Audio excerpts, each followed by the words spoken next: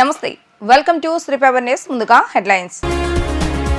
కూటమి ఎమ్మెల్యేలతో సీఎం చంద్రబాబు నాయుడు ప్రత్యేక భేటీ. హాజరు కానున్న deputy CM Pawan Kalyan, MP Purandeswari. AP నూతన మద్య విధానంపై మంత్రివర్గ ఉపసంఘం భేటీ. అక్టోబర్ 1 నుంచి అమల్లోకి తీసుకురానున్న సర్కార్. రక్తదాన శిబిరాన్ని ప్రారంభించిన మంత్రి సత్యకుమార్. కూటమి ప్రభుత్వంలో ఏపీ అన్ని విధాల అభివృద్ధి చెందుతుందని వ్యాఖ్య. ఎన్డీఏ కూటమి ప్రభుత్వం 100 రోజులు పూర్తి చేసుకున్న సందర్భంగా ముఖ్యమంత్రి నారా చంద్రబాబు నాయుడు కూటమి ఎమ్మెల్యేలతో ప్రత్యేక సమావేశం కానున్నారు. బుధవారం మంగళగిరిలోని డీజీపీ కార్యాలయ సమీపంలోని సీకే సమావేశ మందిరంలో ఈ భేటీ జరగనుందని టీడీపీ వర్గాలు తెలిపాయి. కాగా ఆ రోజు ఉదయం రాష్ట్ర సచివాలయంలో మంత్రివర్గ సమావేశం జరగనుంది. తర్వాత సాయంత్రం 4 గంటలకు ఎమ్మెల్యేల భేటీ ఏర్పాటు చేశారు. ఎన్డీఏ కూటమి ప్రభుత్వం 100 రోజులు పూర్తి చేసుకున్న సందర్భంగా ముఖ్యమంత్రి నారా చంద్రబాబు నాయుడు కూటమి ఎమ్మెల్యేలతో ప్రత్యేక సమావేశం కానున్నారు. బుధవారం సాయంత్రం మంగళగిరిలోనే సీకే కన్వెన్షన్ హాల్లో 4 గంటలకు భేటీ ప్రారంభం కానుంది. సుమారు 3 గంటలకు పైగా ఈ భేటీ కొనసాగే అవకాశం ఉన్నట్లుగా సమాచారం. 100 రోజుల పాలనలో ప్రభుత్వం సాధించిన విజయాలను వివరించడంతో పాటు భవిష్యత్ కార్యాచరణపై చర్చించే అవకాశం ఉన్నట్లుగా తెలియవచ్చింది. ఇటీవల టీడీపీ నుంచి సస్పెండ్ అయిన ఎమ్మెల్యే కోనేటి ఆదిమూలం తప్ప 3 పార్టీల ఎమ్మెల్యేలు అందరికీ ఆహ్వానించారు. తెలుగుదేశం అధినేత చంద్రబాబు నాయుడు సారథ్యంలో టీడీపీ, జనసేన, బీజేపీ ప్రభుత్వం ఏర్పడి 100 రోజులు అవుతున్న సందర్భాన్ని పురస్కరించుకుని పాలక కూటమి ఎమ్మెల్యేలు ప్రత్యేకంగా సమావేశం కానున్నారు. బుధవారం మంగళగిరిలోని డీజీపీ కార్యాలయ సమీపంలోని సీకే సమావేశ మందిరంలో ఈ భేటీ జరుగుతుందని టీడీపీ వర్గాలు తెలిపాయి. కాగా ఆ రోజు ఉదయం రాష్ట్ర సచివాలయంలో మంత్రివర్గ సమావేశం జరగనుంది. తర్వాత సాయంత్రం 4 గంటలకు ఎమ్మెల్యేల భేటీ ఏర్పాటు చేశారు. 100 రోజుల సందర్భంగా ఎమ్మెల్యేలకు వారి పనితీరుపై ప్రోగ్రెస్ కార్డులు తయారు చేసి ఎవరికి వారు విడిగా ఇవ్వాలని ముఖ్యమంత్రి చంద్రబాబు నాయుడు తొలుత భావించారు. అప్పటికి అవి సిద్ధమైతే ఇవ్వాలని, లేని పక్షంలో తర్వాత ఇవ్వమన్నారు. ఇంకోవైపు మిత్రపక్షాలకు సీట్లు ఇచ్చిన నియోజకవర్గాల్లో టీడీపీ ఇన్ఛార్జీలు, వైసీపీ గెలిచిన స్థానాల్లో ఓడిపోయిన టీడీపీ అభ్యర్థులతో కూడా విడిగా సమావేశం నిర్వహించాలని ఆ పార్టీ నాయకత్వం నిర్ణయించింది. వారంతా మంగళవారం అమరావతిలో అందుబాటులో ఉండాలని కోరినట్లుగా సమాచారం. ఏపీలో నూతన మద్యం విధానంపై చర్చించేందుకు సీఎం చంద్రబాబు నాయుడుతో మంత్రివర్గ ఉపసంఘం సమావేశమైంది.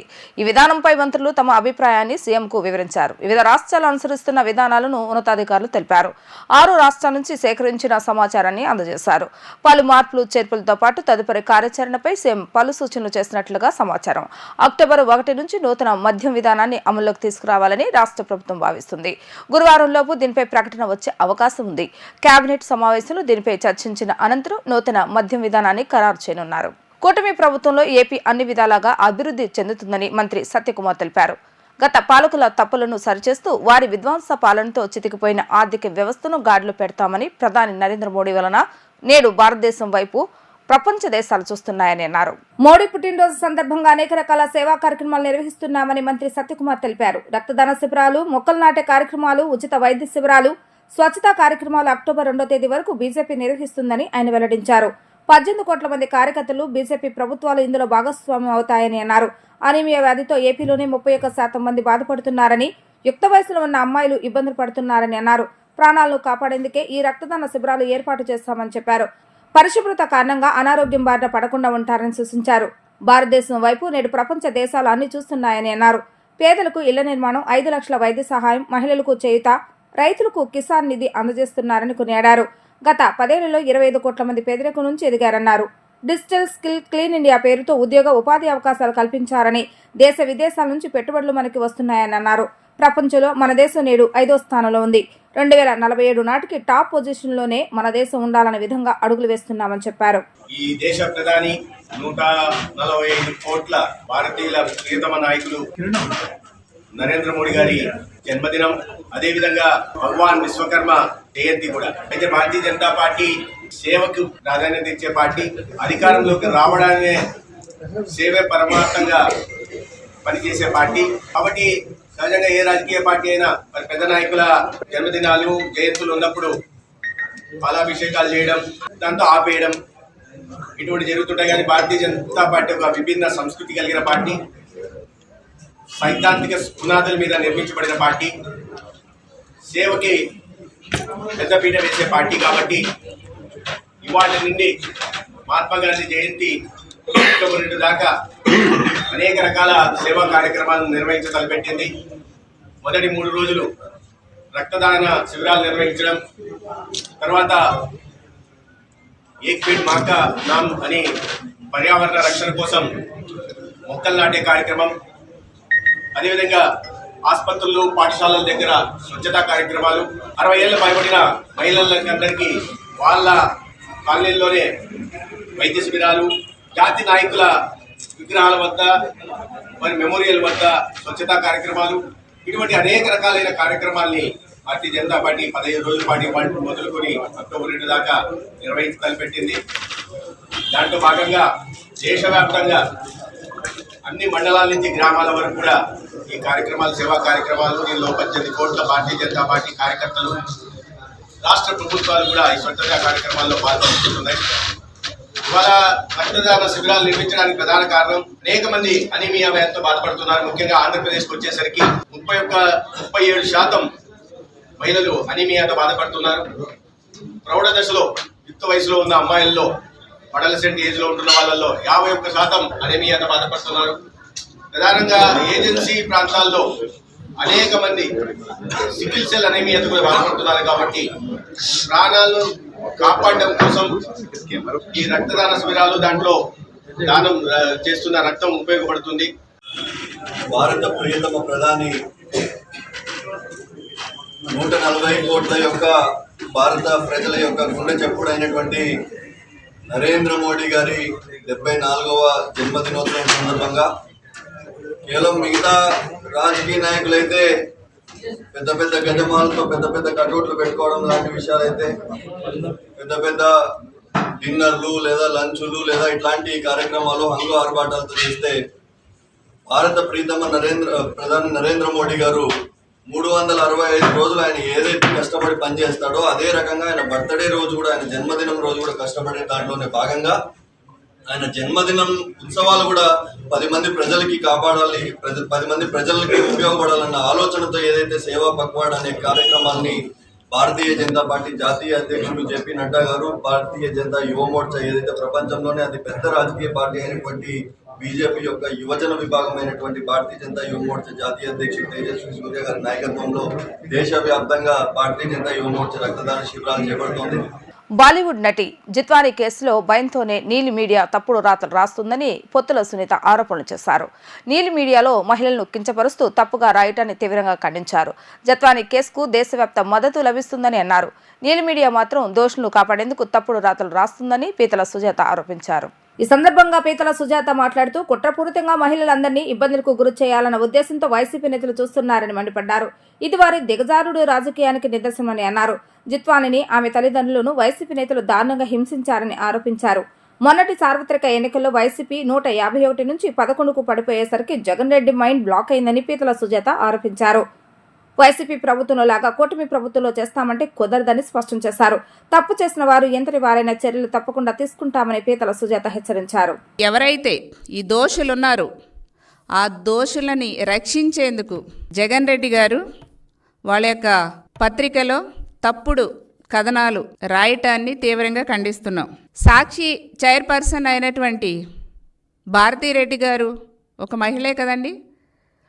భారతీరెడ్డి గారు ఒక మహిళ ఉండి సాటి మహిళ మీద దారుణంగా వేధించబడినటువంటి ఒక మహిళ మీద, అన్యాయానికి గురైనటువంటి ఒక మహిళ మీద వాళ్ళ పత్రికలో అంత ఘోరంగా రాయటానికి భారతీరెడ్డి గారు మీకు సిగ్గు అనిపించట్లేదా? మీరు మహిళే కదా. ఇదెంత దారుణమండి, ఇదెంత నీచమండి, ఇదెంత అమానుషమండి. ఎంత కుట్రపూరితంగా ఆ మహిళను బదనాం చేయాలని, ఆమెనే కాదు మహిళలందరినీ బదనాం చేసే విధంగా ఒక మహిళగా ఉండి మీరు ఇలా సాక్షి పత్రికలో రాయిపించడం అనేది అసలు ఎంత మీ యొక్క దిగజారుడుతనానికి నిదర్శనంగా నేను భావిస్తున్నా. పాపం ఆ జత్వానీని ఎంత దారుణంగా వాళ్ళ పేరెంట్స్ని ఎంత చిత్రహింసలకు గురి చేశారు వైసీపీ గవర్నమెంట్లో. జత్వానీని ఎంతలా వేధించారు వైసీపీ గవర్నమెంట్లో. అసలు ఎంత దారుణంగా పోలీసు వ్యవస్థను చేతిలో పెట్టుకొని జగన్మోహన్ రెడ్డి గారు ఎంత దారుణంగా మహిళల్ని అన్యాయంగా ఆ కుటుంబాలు అవమానపడే రీతిలో ఎంత దారుణంగా అవమానించారు. ఈ రోజున చంద్రబాబు నాయుడు గారి ప్రభుత్వం వచ్చింది కాబట్టి ఈ రోజున వేధించబడినటువంటి మహిళలకి అందరికీ కూడా ధైర్యం వచ్చింది. అవమానానికి గురైనటువంటి మహిళలందరికీ కూడా ధైర్యం వచ్చింది. మోసపోయినటువంటి మహిళలందరికీ కూడా మా చంద్రన్న ముఖ్యమంత్రి అయ్యారు, మేము బయటకు వచ్చి మాకు జరిగినటువంటి అన్యాయాన్ని చెప్పాలని ఒక ధైర్యం వచ్చింది. బుడమేరు వరద ఉధృతికి ఎంతో మంది ప్రజలు ఇబ్బంది పడ్డారని మంత్రి నారాయణ అన్నారు. రాజధాని ప్రాంతం మునిగిపోయిందని వైసీపీ అసత్య ప్రచారాలు చేసిందని, రాజధాని పరిసర ప్రాంతాలకి ఎలాంటి ముప్పు లేదని స్పష్టం చేశారు. రాజధాని నిర్మాణానికి ఇలాంటి ఇబ్బందులు తలెత్తకుండా 3 వాగుల్ని స్టోరేజ్ కెపాసిటీ పెంచుతున్నామని, అందులో భాగంగా కొండవీటి వాగు, పాలవాగు, గ్రావిటీ కెనాల్స్ ను డిజైన్ చేస్తున్నామని తెలిపారు. సిఆర్జీఏ కార్యాలయంలో ఏర్పాటు చేసిన విలేకరుల సమావేశంలో మంత్రి నారాయణ మీడియాతో మాట్లాడుతూ, వచ్చే 2 నెలల్లో టెండర్లు వేసి పనులు ప్రారంభించి వచ్చే వర్షాకాలంలోపు పూర్తి చేస్తామని తెలిపారు. కెనాల్స్ కాకుండా ఇంకా రిజర్వాయర్ ను కూడా డిజైన్ చేయడం జరుగుతుందన్నారు. ఎక్కువ వరద వస్తే రిజర్వాయర్స్ కు పంపించడం జరుగుతుందన్నారు. ఇలాంటివి చేయటం వల్ల అమరావతి రాజధానికి ఎలాంటి ముప్పు ఉండదన్నారు. కరకట్ను 4 లైన్లతో గతంలో డిజైన్ చేశామన్నారు. ఐకాన్ బిల్డింగ్స్ కు ఎలాంటి ఇబ్బందులు లేవని ఐఐటి నిపుణులు నివేదిక ఇచ్చారన్నారు. రాజధాని ప్రాంతంలో జంగిల్ క్లియరెన్స్ అనేది 80% పూర్తి చేయడం జరిగిందని చెప్పారు. రైతులకు కౌలు చెల్లింపు అనేది ఒకటి క్లియర్ గా చేయడం జరిగిందని, ల్యాండ్ పుల్లింగ్ పై డౌట్స్ ఉన్నాయని రైతులు అడిగారన్నారు. వాటిపై క్లారిటీ వస్తే భూములు ఇవ్వడానికి ముందుకు వస్తామని రైతులు మాట్లాడారని ఆయన పేర్కొన్నారు. ఒక 6 రిజర్వాయర్స్ యాక్చువల్గా ప్లాన్ చేయబడ్డది. ఈ 6 రిజర్వాయర్స్లో నీరుకొండ దగ్గర 0.4 టీఎంసీ వాటర్ స్టోరేజ్ ఒక రిజర్వాయరు, కృష్ణాయపాడెంలో 0.1 టీఎంస్ స్టోరేజ్ ఒక రిజర్వాయరు, శాఖమూరు దగ్గర 0.01 టీఎంసీ స్టోరేజ్ ఒక రిజర్వాయరు, అదేవిధంగా ల్యామ్ అవుట్ సైడ్ సిటీ ల్యామ్లో 0.3 టీఎంసీ, పెదపర్రి ఇది కూడా outside city 0.2 TMC, Vaikunthapuram దగ్గర 0.3 టీఎంసీ వాటర్ స్టోరేజ్ 6 రిజర్వాయర్లు డిజైన్ చేయబడ్డది. అంటే ఎంత వర్షం వచ్చినా గత 100 సంవత్సరాల చరిత్ర తీసుకుంటే ఈ యొక్క కెనాల్స్లో ఎంత వర్షం వచ్చినా దాంట్లోనే స్టోర్ అవుతుంది, పంపింగ్ కూడా అవసరం లేదు. ఒకవేళ కెనాల్స్లో కంటే ఎక్కువ వస్తే రిజర్వాయర్లో స్టోరేజ్ ప్లాన్ చేసాం. అంతకంటే ఎక్కువ వస్తే అప్పుడు ఏదైతే ఈ పంపింగ్ పెట్టామో ఉండవల్లి దగ్గర కావచ్చు, వైకుంఠపురం దగ్గర కావచ్చు, దాని ద్వారా బకింగ్హామ్ కెనాల్తో పెట్టాం. అదేవిధంగా కరకట్టని 4 లైన్గా అప్పుడు డిజైన్ చేయడం జరిగింది. మళ్ళా గత ప్రభుత్వం దాన్ని 2 లైన్స్ అని రచ్చ చేసి దాన్ని అటు ఇటుగానే చేశారు. ఏదైతే ఒరిజినల్ ప్లాన్ 4 లైన్ ఉందో ఆ 4 లైన్తో దాన్ని డిజైన్ చేయమన్నాం. అయితే ఇప్పుడు 11.43 లక్షల క్యూసెక్కులు వచ్చింది కాబట్టి ఫ్యూచర్లో 15 లక్షల క్యూసెక్కులు వచ్చినా బండి ఏ విధంగా ఉండాలి దాని మీద మరొకసారి ఇరిగేషన్ డిపార్ట్మెంట్ వాళ్ళతో కూర్చొని దాని మీద ఏదైనా అవసరమైతే రీడిజైన్ చేయమని ఇన్స్ట్రక్షన్ ఇచ్చాను. వాళ్ళు త్వరలో అంటే ఒక 4-5 రోజుల్లో కూర్చొని ఇరిగేషన్ వాళ్ళతో ఆ బండు కృష్ణా రివర్లో 15 లక్షల క్యూసెక్కులు వచ్చినా ఎటువంటి ఇబ్బంది లేకుండా సేఫ్గా ఉండేటట్టుగా డిజైన్ చేస్తారు. ఇమీడియట్గా టెండర్లు పిలవడం జరుగుతుంది. ఈ యొక్క రిజర్వాయర్లకి తర్వాత కొండవీటి వాగు, పాలవాగు, గ్రావిటేషన్ కెనాల్స్ మాత్రం మరొక 2 నెలల్లో టెండర్స్ పిలిచి నెక్స్ట్ రెయినీ సీజన్కి పూర్తి చేసే విధంగా చేయాలని అధికారులకు ఆదేశించాను. వాళ్ళు కూడా కంఫర్టబుల్గా చేస్తామన్నారు. ఈ విధంగా అమరావతి క్యాపిటల్ సిటీలో ఎటువంటి ఇబ్బంది లేకుండా చేయడం జరుగుతుంది. అదేవిధంగా ఐఐటి వాళ్ళు రిపోర్ట్ ఇచ్చారు. బిల్డింగ్స్ యొక్క సామర్థ్యం అంటే ఎలా ఉన్నాయి, లాస్ట్ 5 ఇయర్స్లో పనులు చేయనప్పుడు ఏదైనా డ్యామేజ్ అయిందని ఆ 3600 ఇళ్ళు, అవి 3600 ఇళ్ళు, 1-2 కాదు. అదేవిధంగా కొన్ని పూర్తయిపోయినాయి, కొన్ని వచ్చి 90%, కొన్ని 80% అలా ఉన్నాయి. వాటి మీద స్టడీ చేయమంటే స్టడీ చేసి క్లియర్గా ఇచ్చారు. ఎటువంటి ఇబ్బంది లేదు, 100% పర్ఫెక్ట్గా ఉన్నాయి. ఆ వర్క్ని క్యారీ ఆన్ వాళ్ళు ఇచ్చారు. ఆ వర్క్ కూడా టెండర్లు పిలిచే విధంగా ప్రక్రియ స్టార్ట్ చేయమన్నాను. దాన్ని బహుశా 1 మంత్లో టెండర్లు దానికి పిలిచే విధంగా ప్రక్రియ చేస్తున్నారు. ఒక 2 నెలలు, 1 మంత్లో కాకపోయినా 2 నెలలు దానికి కూడా టెండర్లు పిలిచి ఆ వర్క్ను కూడా వీలైన తొందరగా కంప్లీట్ చేయడం జరుగుతుంది. ప్రభుత్వ మెడికల్ కాలేజీను ప్రైవేట్ పరం చేసేందుకు కుట్ర జరుగుతుందని సిపిఐ రాష్ట్ర కార్యదర్శి రామకృష్ణ వ్యాఖ్యలు చేశారు. చంద్రబాబు నాయుడు ప్రభుత్వం ప్రైవేటు జపం చేస్తున్నారని విమర్శించారు. చెప్పినవి ఏం చేస్తారని మసిపూసి మారేడు చేసే ప్రయత్నం చేస్తున్నారని అన్నారు. దాసర్ భవన్లో ఏర్పాటు చేసిన విలేకరుల సమావేశంలో సిపిఐ రాష్ట్ర కార్యదర్శి రామకృష్ణ మాట్లాడుతూ, విశాఖ స్టీల్ ప్లాంట్ కూడా ప్రైవేటు పరం చేసే కుట్ర జరుగుతుందన్నారు. విశాఖ స్టీలుకు ప్రత్యేకంగా బొగ్గు గనులు కేటాయించాలని డిమాండ్ చేశారు.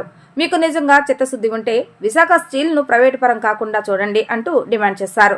ఇండియాలో పెద్ద ఇమేజ్ ఉన్న స్టీల్ పరిశ్రమ విశాఖది అని చెప్పుకొచ్చారు. విశాఖ స్టీల్ ప్లాంట్ విషయం, మెడికల్ సీట్ల విషయంలో ముఖ్యమంత్రి చంద్రబాబు నాయుడు, ఉప ముఖ్యమంత్రి పవన్ కళ్యాణ్ సమాధానం చెప్పాలని డిమాండ్ చేశారు. ఎన్ని ప్రభుత్వాలు మారుతున్నా ఉద్యోగాలు తీరు మారటం లేదన్నారు. ఉద్యోగులు అయ్యుండి సీఎం చిత్రపటానికి పాలాభిషేకం చేయడం హర్షించదగ్గ విషయం కాదన్నారు. ఇప్పటికే జగన్కు భజన చేసిన 3 అధికారులు సస్పెండ్ అయ్యారని తెలిపారు. రేపు సిపిఐ ఆధ్వర్యంలో కొల్లేరు నుంచి బుడమేరు వరకు పరిశీలించి ఎల్లుండి ముఖ్యమంత్రి నారా చంద్రబాబు నాయుడును కలుస్తామని ఆయన పేర్కొన్నారు. విశాఖ స్టీల్ ప్లాంట్ ప్రైవేటీకరణ విషయంలో కూడా ఈ ప్రభుత్వం యూటర్న్ తీసుకుంటా ఉంది. చాలా క్లియర్గా చెప్తా ఉన్నాము. ఇవాళ కేంద్రంలో అధికారంలో ఉన్న నరేంద్ర మోడీ ప్రభుత్వం కుట్రపూరితంగా ఒక కుక్కను చంపాలన్నప్పుడు దానికి పిచ్చి కుక్క అని ఎట్లయితే ముద్ర వేస్తారో ఇవాళ దాన్ని మొత్తం బంద్ చేసే ప్రయత్నం చేస్తూ ఉన్నారు. ఆల్రెడీ 2 బ్లాస్ట్ ఫర్నేస్లు మూసేశారు. వాళ్ళకి ఇనుము సరిగా సప్లై చేయరు, ఇనుపరాయి, అదేవిధంగా బొగ్గు సక్రమంగా సప్లై చేయరు.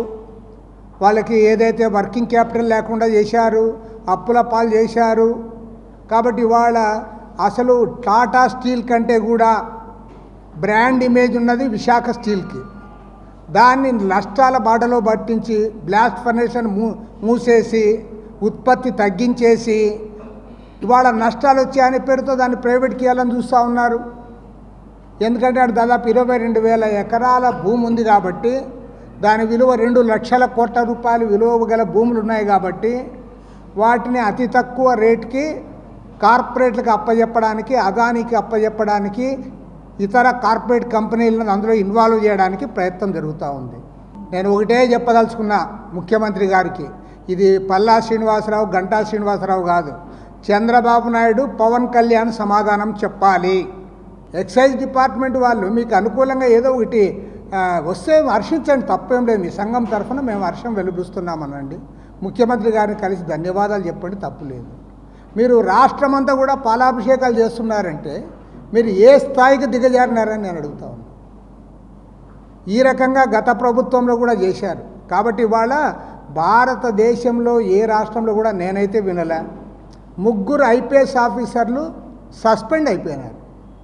అది ఎవరు? ఒక ఆయన డీజీ ర్యాంక్ అధికారి, ఇంకొక ఆయన ఐజీ ర్యాంకు, ఇంకొక ఆయన డిఐజీ ర్యాంకు ఐపీఎస్ ఆఫీసర్లు. ఎందుకు? ఆ రోజు జగన్మోహన్ రెడ్డి చెప్తే ఆమె పాపం ఎక్కడో బాంబేలో ఉండి ఆమె తీసుకొని వచ్చి హెరాస్ చేశారు కాబట్టి ఇవాళ సస్పెండ్ అయ్యారు. ఆ రోజు ముఖ్యమంత్రి ఏం చెప్తే అది ఊరికే గుడ్డిగా మీరు పాలేర్ల మాదిరి పనిచేసి, జీతగాళ్ళ మాదిరి పనిచేసి ఐపీఎస్ అనే దానికి విలువ లేకుండా చేసి సస్పెండ్ చేయనారు. మీరు మిమ్మల్ని జైల్లో పెట్టినా పెద్ద తప్పు లేదు, పెట్టాలి కూడా ఇలానే. హెడ్లైన్స్ ఇప్పుడు బులెటిన్ వచ్చిన బ్రేక్ తీసుకుందాం. Welcome back. వార్తలు ముగించే ముందు హెడ్లైన్స్ మరోసారి. ఈ వార్తలు ఇంతటితో సమాప్తం. నమస్కారం. గతంలో బుడమేరకు గండ్లు పడితే వైసీపీ ప్రభుత్వం పోడ్చలేదని సీఎం చంద్రబాబు విమర్శించారు. వరదలు ఎక్కువ రావడానికి కారణం వాతావరణంలో వచ్చిన మార్పులు అయితే వైసీపీ పాలనలో బుడమేరును ఆక్రమణలకు గురిచేయడం కూడా కారణమన్నారు. ప్రకాశం బ్యారేజీ వద్ద పడవలు వదిలించి వైసీపీకు చెందినవారే అని చంద్రబాబు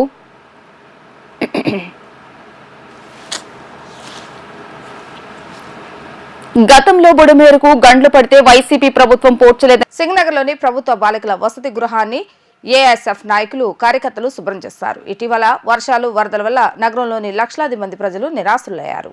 ఈ క్రమంలో స్థానిక బాలికల సంక్షేమ వసతి గృహం కూడా వరదలో పూర్తిగా మునిగిపోయింది. విషయం తెలిసిన అఖిల భారత విద్యార్థి సమైక్య బృందం సందర్శించి అక్కడే అపరిశుభ్రంగా ఉన్న గదులు, మురుగుదొడ్లన్నింటినీ పూర్తిగా శుభ్రం చేశారు. ఈ సందర్భంగా సమైక్య రాష్ట్ర కోశాధికారి ఎం సాయి కుమార్ మాట్లాడుతూ, పేద వర్గాల వాళ్ళంటే అందరికీ ఒక చులకన భావం ఉందని, ముంపు నుండి తేరుకొని ఇన్ని రోజులు గడుస్తున్నా నేటికి ఈ హాస్టల్తో పాటు పేద వర్గాల వారికి సరైన సౌకర్యాలు, నష్టపరిహారం ఇవ్వలేదన్నారు. అధికారులు, పాలకులు నిర్లక్ష్యం వహించడం బాధాకరమని అన్నారు. ఇకనైనా అధికారులు చొరవ చూపించాలని, బాలికల వసతి గృహాలు, పాఠశాలలో మౌలిక వసతులు కల్పించాలని కోరారు. ప్రకాశం బ్యారేజ్ వద్ద పడవల తొలగింపు కార్యక్రమాలు కొనసాగుతున్నాయి. బోట్ను ముందుకు లాగే ప్రక్రియను ప్రస్తుతానికి సిబ్బంది నిలిపివేశారు. బ్యారేజ్ వెనుక ఉన్న సేఫ్టీ వాల్ను బోటు ఢీకొడితే లాగటం కష్టమని నిపుణులు భావిస్తున్నారు. దీంతో నేడు కొత్త విధానం అమలుకు తీసుకొచ్చేందుకు టీంలు సిద్ధమయ్యాయి. 2 కార్గో బోట్లపై 3 ఇనుప కడ్డర్లను సిబ్బంది అమర్చింది. ఇనుప కడ్డర్లు కదలకుండా బోట్లకు వెల్లింగ్ చేశారు. నీటిలో మునిగి ఉన్న బోటుకు ఇనుప గడ్డర్లకు రోప్ లాక్ చేసే విధంగా భారీ హుక్లు ఏర్పాటు చేస్తారు. ఒక బోట్ను బ్యారేజ్ గేట్ల వైపు, మరో బోట్ను నది వైపు నుంచి నీటిలో ఉన్న బోట్ను ఇనుప రోపు తగిలించి గడ్డర్లు లాక్ చేయాలని నిర్ణయించారు. ఆ బోట్ల సహాయంతో మునిగిన బోట్లు గొల్లపూడి వైపు తీసుకువెళ్లేందుకు ఇంజనీరింగ్ అధికారులు ప్రణాళికలను సిద్ధం చేశారు. మరోవైపు నదిలో చిక్కుకున్న పడవ నీటిలో మునిగిపోవడంతో రిస్కీ ఆటంకం కలిగింది. లాగే కొద్దీ రోప్ క్రైన్ పై బరువు పెరుగుతుంది. గేట్లకు అడ్డం పడిన పడవను ప్రకాశం బ్యారేజీ వద్ద నుంచి 10 అడుగులు ముందుకు తీసుకొచ్చారు. అయితే నీటి మునిగిన పడవను కూడా బయటకు తీసుకొచ్చేందుకు రెస్క్యూ టీం ప్రయత్నాలు చేస్తుంది. అండర్ వాటర్ ఆపరేషన్ ఇంకా పూర్తి కాలేదు. నీటిలో ఒత్తిడి ఎక్కువగా ఉండటంతో బోట్ను పూర్తిగా కట్ చేయలేకపోతుంది డ్రైవింగ్ టీం. ప్రవాహ ఉధృతి కూడా డైవర్లకు ఇబ్బందిగా మారింది. కట్ చేసిన రంధ్రాల నుంచి పడవలోకి నీరు చేరుతుంది. దీంతో కటింగ్ ప్రక్రియను నిలిపివేసి భారీ రోప్ సహాయంతో ఒడ్డుకు లాగే ప్రయత్నం చేస్తున్నారు. అయితే ఇక్కడే చిక్కు ఎదురవుతోంది. పొజిషన్ నుంచి పడవ అస్సలు కదలటం లేదు. వార్తలు ముగించే ముందు హెడ్లైన్స్ మరొకసారి. కూటమి ఎమ్మెల్యేలతో సీఎం చంద్రబాబు నాయుడు ప్రత్యేక భేటీ. హాజరు కానున్న deputy CM Pawan Kalyan, MP Purandeswari. AP నూతన మద్య విధానంపై మంత్రివర్గ ఉపసంఘం భేటీ. అక్టోబర్ 1 నుంచి అమల్లోకి తీసుకురానున్న సర్కార్.